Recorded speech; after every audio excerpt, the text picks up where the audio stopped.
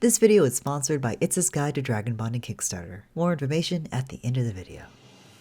Just a heads up, this D&D Fusion video is a bit of an experiment. I'm doing 3 fusions instead of the usual 5 so I can devote more time to each and also upload videos more regularly. Hopefully more than one every month. For newcomers to these types of videos, I will be taking 2 creatures and combining them into one D&D monster, but this time instead of dice, we're letting 2 games decide. First being a Pokemon Black randomizer, and the second being whatever monsters I first died to in Elden Ring. And I figured this is a good excuse as any to have my friends watch me struggle. Oh my god! Yeah, oh, fuck,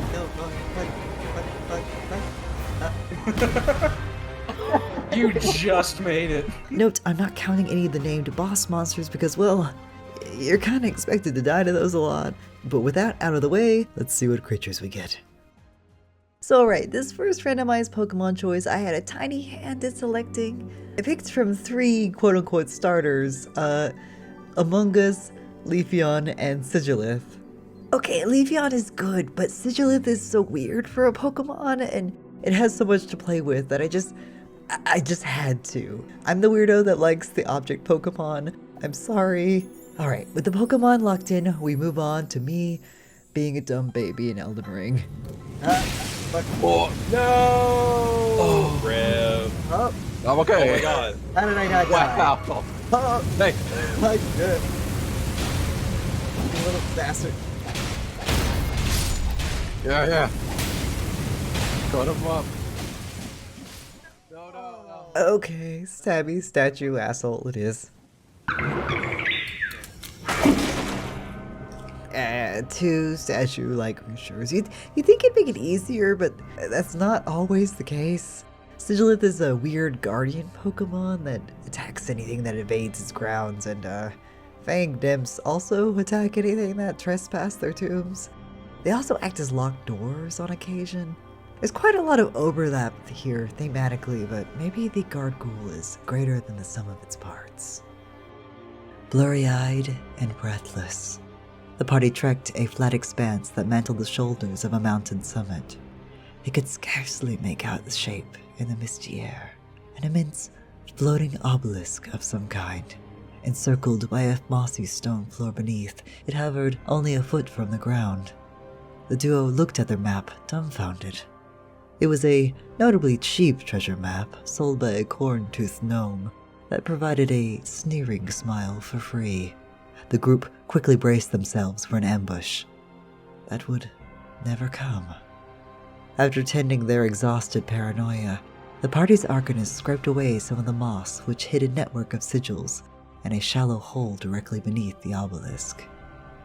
The barrel-chested Goliath looked at the obelisk, to the hole, and back again. Before the wizard could even utter a word, the barbarian leapt upon the floating statue and gripped it tightly. The statue sank under her weight, now only a mere inches above the stone impression. The barbarian beamed at the mage, who returned a face of abject horror, with eyes that fell past hers. She traced the wizard's gaze to the top of the statue, which stared back with a large, piercing eye. It buzzed with a tinny whine that grew to a feverish pitch. Thinking quickly, she grabbed at the glittering robes of her companion and hoisted them upon the stone creature. The end of the statue-like creature cracked against the depression in the floor, and with a mighty rumble, the ground beneath fell away into an endless pit. The creature let out a metallic scream, the sound echoing around the dark cylindrical chasm below. The 2 adventurers clung desperately to this unwilling beast as it slowly descended. It was going to be a long ride down.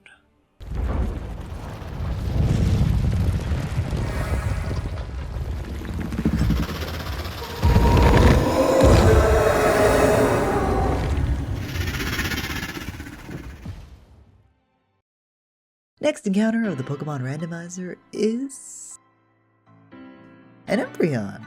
I'm kind of glad I didn't go with Leafeon, just to have a bit of variety, as much as I like the EV evolutions.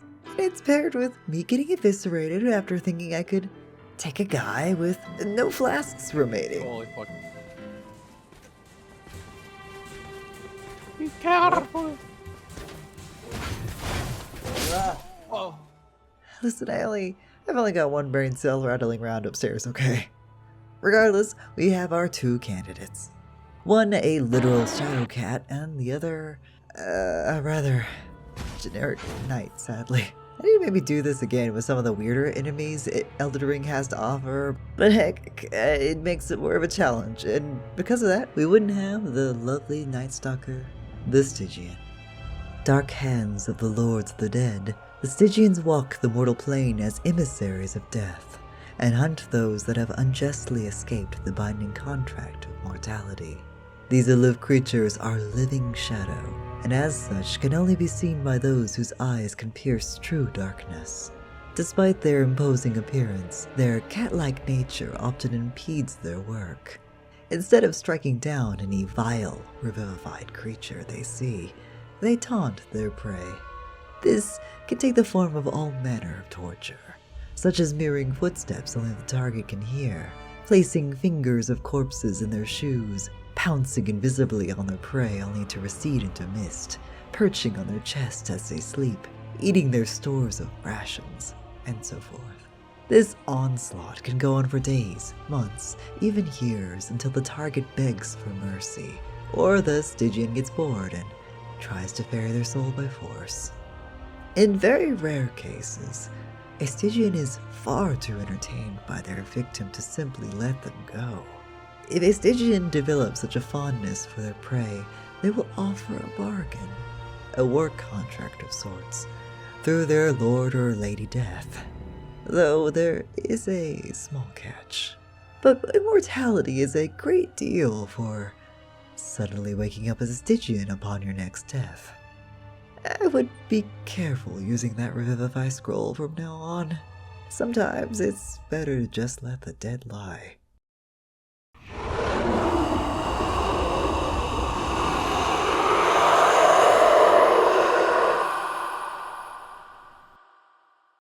Okay, third and final fusion, for this video anyway.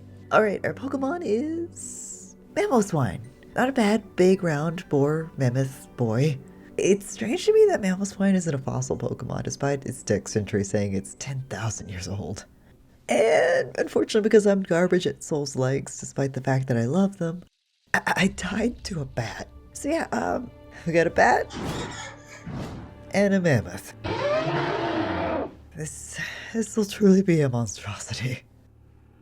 The Thermian tundra is a white wasteland that claims many lives beneath her snowy, soft sheets. The frozen graves of late brazen adventurers blanket the terrain, attracting the largest Thermian scavenger, the Skyplow.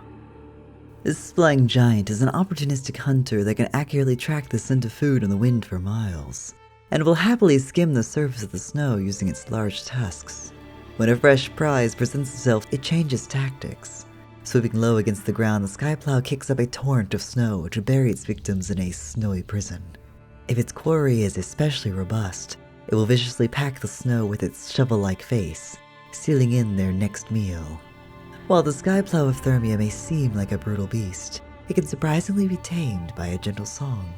Tundra bards of every questionable alignment earn their coin primarily by riding Skyplows and reaping the reward of their keen senses.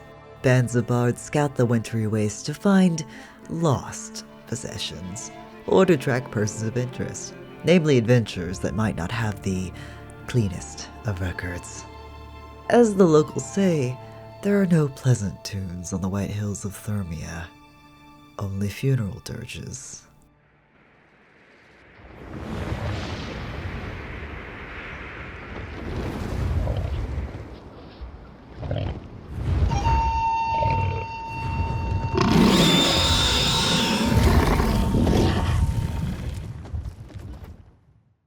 Another good helping of creatures in the bag. It's been 5 seconds, I need more creatures. Yes. You know that moment as a DM when your party is at the foot of a dragon's corpse and you plan this gut-wrenching moment where they see the nest of eggs it was defending, only for the group of adventurers to just sit on those eggs like a broody hen expecting their new dragon friends to arrive any moment. You, the DM, start panicking on how you'll balance having dragons in the party. Well, worry not. Isa's Guide to Dragon Bonding, a 300+ page volume of exciting new Dragon 5e content, will save your bacon. Adventure with a fully realized dragon in your party, one that grows with your characters in size and power. Engage in aerial battles alongside your dragon and go head-to-head with a range of magnificent dragon antagonists and terrifying monsters. They've got everything dragon. New dragon-focused classes and subclasses, dragon items, dragon minis, dragon spells, dragon encounters, and dragon monsters, otherwise known as dragons. Check out the Kickstarter using the link below to satiate all your dragon pet needs. Thanks again to all you folks and fiends that were so patient and waiting, especially to those on Patreon who support my work. We've got more videos coming up soon, so be sure to check back. Feel free to offer suggestions below, and take care. I've forgotten how to end a video.